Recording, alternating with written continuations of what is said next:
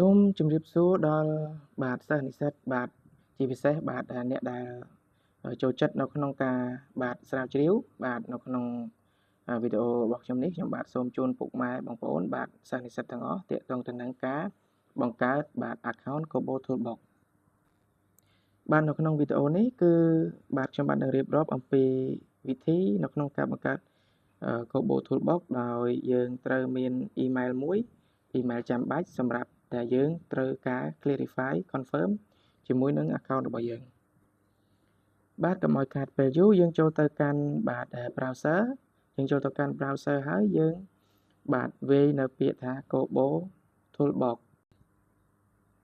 បាទ Kobo Toolbox បាទ Kobo Toolbox បាទអញ្ចឹងយើងវាយមកបាទ Kobo Toolbox .org បាទ Kobo toolbox.org បាទអញ្ចឹងយើង search ទៅបាទយើង search បាទ search ហើយនឹងវា load មកផ្ទាំងបែបនេះបាទអញ្ចឹងបងប្អូនទាំងអស់គ្នាយើងចូល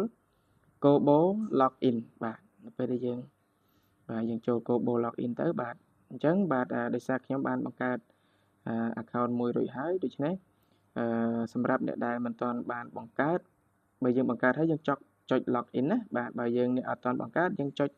create an account បាទអញ្ចឹង create an account យើងបំពេញតាមលក្ខខណ្ឌទៅដោយយើងដាក់បំពេញឈ្មោះបាទ username ប៉ុន្តែ username យើងត្រូវសរសេរfull name យើងសរសេរអក្សរតូចហើយកុំឲ្យដក clear ណាបាទសរសេរឈ្មោះយើងមកហើយ username យើងប្រើអីក៏បានឲ្យតែមានអក្សរមានលេខអញ្ចឹងណាបាទអញ្ចឹងខ្ញុំដាក់ CV 2025បាទបន្តមកទៀតយើងប្រើ Gmail ណាដែលយើងអាចតាក់ទងបាន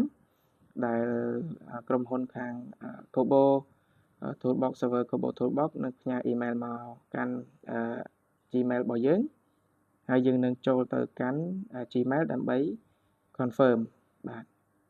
អញ្ចឹងខ្ញុំវាយ Gmail របស់ខ្ញុំចូល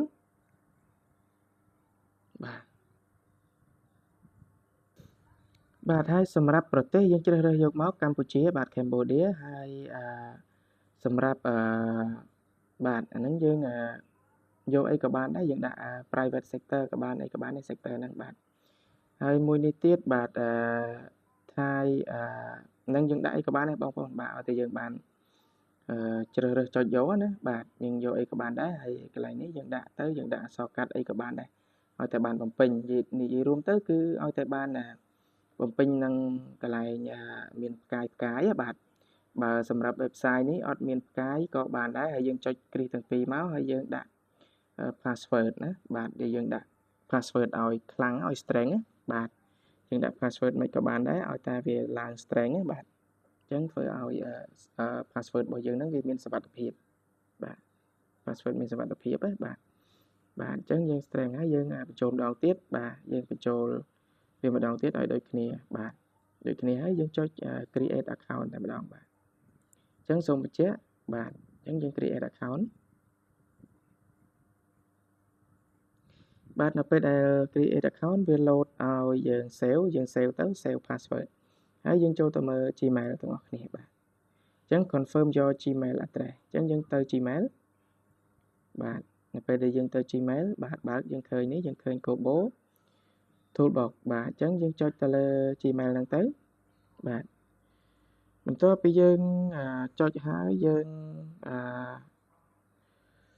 បាទចុចទៅលើ link ហ្នឹងទៅបាទចុចទៅលើ link ហើយយើងបាទធ្វើការ confirm បាទហើយយើង confirm បាទជារួចរាល់នៅពេលដែលយើង confirm ហើយយើងវានឹងបាន load ផ្ទាំងហ្នឹងមកហើយយើងអាចបាទ build from scratch បាទយើងអាចបង្កើតកម្រងសំណួរ Kobo Toolbox បានបាទដូច្នេះបាទនេះគឺជា process បាទអញ្ចឹងនៅពេលដែលយើងបង្កើតបាទនេះគឺយើងបង្កើតទៅយើងដាក់បាទចំណងជើងយើងដាក់